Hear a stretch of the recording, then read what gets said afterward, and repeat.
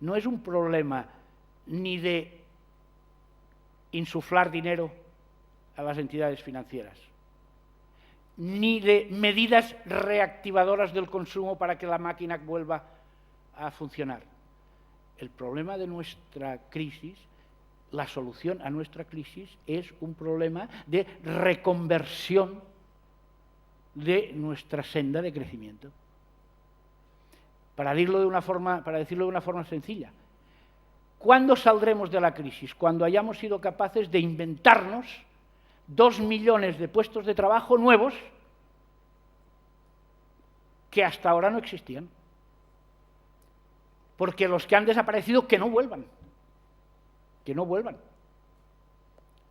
Algunos sí, porque, insisto, no todos los 2 millones son del sector de la construcción, pero más de la mitad sí. Si el Hotel Juan Carlos I ahora ha hecho un expediente para 90 personas que los ha mandado a su casa, cuando la economía un poco vuelva a funcionar y tal, estos 90 puestos de trabajo se volverán a crear en el mismo sitio, en la misma empresa y con la misma actividad. Pero más de la mitad de los 2 millones de puestos de trabajo no se volverán a crear, no se deberían volver a crear en el sector de donde han salido. Y por tanto ahí es donde hay un reto extraordinario sobre cómo saldremos.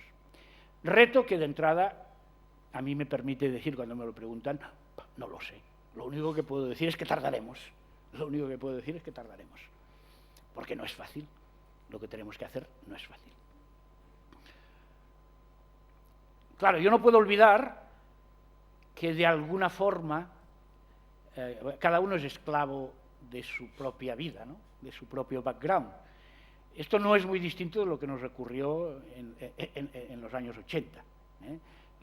La famosa reconversión industrial era esta.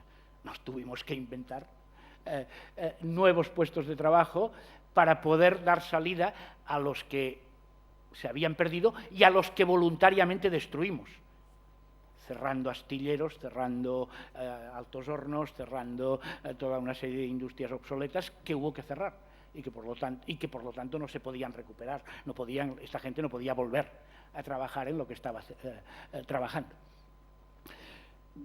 A partir de aquí, y esto ya sería objeto de de un debate mucho más largo y de una exposición muchísimo más larga, en el libro en el No m'ho crec, yo insinúo 4 áreas, 4, digamos, sectores en los que creo que en los próximos años puede haber una gran creación de puestos de trabajo.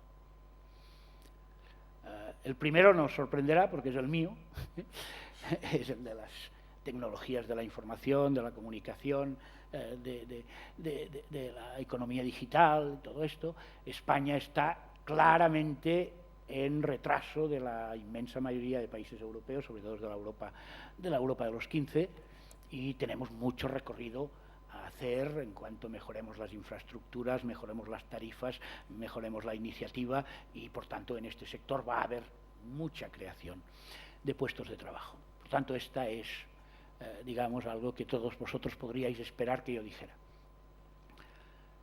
Segundo sector.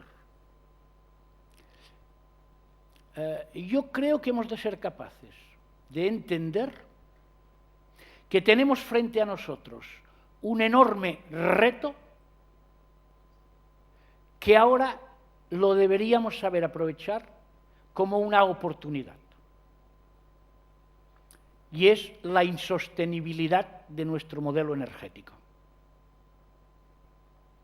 Es decir, el modelo energético español, europeo también, pero ahora estoy hablando del mercado español, el modelo energético español es absolutamente insostenible. Y por tanto, lo hemos de cambiar. Lo hemos de cambiar. ¿Por qué es insostenible? Bueno, pues muy simple. El consumo energético per cápita para lo que hacemos no aguanta. Mirad, en el siglo XV, XVI, en Europa, los europeos que vivían en el siglo XV, XVI incluso, consumían unas 10.000 kilocalorías al día per cápita. 2.000 se las comían y las otras 8 pues eran las cosas que usaban. Desde el siglo XV hemos progresado mucho, hasta el punto de que en este momento no consumimos en Europa 10.000 kilocalorías día, sino que consumimos 160.000. Claro, perdonadme, vivimos de coña, evidente. Hemos mejorado extraordinariamente nuestro confort, nuestra capacidad de movernos de un sitio a otro, nuestra capacidad de tener máquinas, de tener cosas que hagan nuestra vida más fácil, nuestra capacidad de aislarnos de los cambios de temperatura. Hoy es un día bueno para enterarnos de esto, ¿no? A base de consumir 160.000 kilocalorías día. Pero esto ya no puede seguir así. ¿Por qué? Porque hoy día vivimos en este contexto de una sociedad fuertemente dependiente del consumo energético, vivimos unos 700 millones de personas. Y estos 700 millones de personas, que hemos vivido muy bien en esta sociedad, dentro de muy pocos años seremos 3.000 millones. Los 700 millones de personas ya hemos llegado a los límites de agotamiento de recursos naturales para producir energía. Y ya hemos llegado a los límites de reciclaje de los residuos que produce, del CO2, de toda una serie de cosas que produce esta actividad. Si este modelo energético que hoy día usamos 700 millones de personas se amplía a 2.000 millones, lo digo en catalán porque me sale mejor, això fa un pet com una gla. Difícil traducción. La traducción es verdad, eso explota, eso explota. Y por lo tanto, es necesario rehacer el modelo energético, que en parte quiere decir, pero no es lo más importante, nuevas fuentes de energía, evidentemente. Es decir, no podemos ser tan dependientes de los combustibles fósiles, primero porque se acaban, pero segundo porque son muy contaminantes. Por tanto, hay que incrementar enormemente la cantidad de energías renovables. Hay que plantearse seriamente un debate sobre el tema nuclear. Cierro el paréntesis.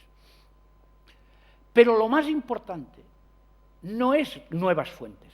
Lo más importante es comprender que seguramente podríamos vivir igual de bien en lugar de 160.000 kilocalorías con 80.000 kilocalorías día, sin necesidad de cambiar nuestros modelos de confort, por decirlo así.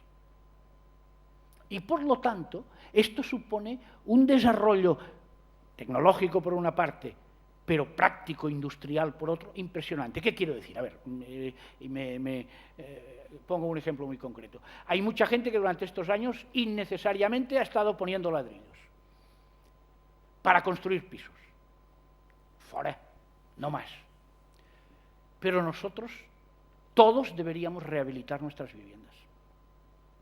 ¿Por qué? Porque la eficiencia energética de nuestras viviendas es tan mala que cambiando el aislamiento, añadiendo una serie de elementos que ahora no voy a destacar, convirtiendo los techos,